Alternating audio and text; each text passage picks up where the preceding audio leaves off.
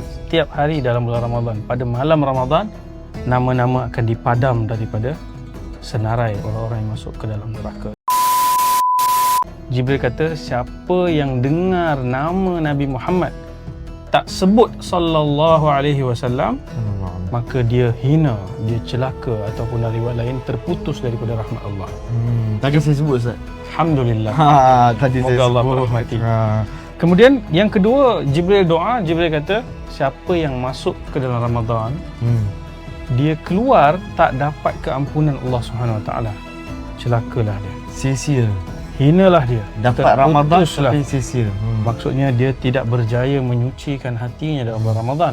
Dan Jibril tak sekadar berdoa, Jibril yang penghulu seluruh malaikat ni, dia bagi tahu dekat penghulu segala manusia dan rasul, sebutkan amin. Sebab tu Nabi sebut amin. Amin. Dan yang ketiga, malaikat Jibril kata, siapa yang ada ibu bapa yang sudah tua, tetapi dia tidak mendapatkan syurga dengan berbakti kepada kedua ibu bapanya, celakalah dia, hinalah dia, terputuslah dia daripada rahmat Allah.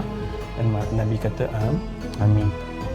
Jadi tentu kita kena letakkan prioriti nombor satu dalam Ramadan ni.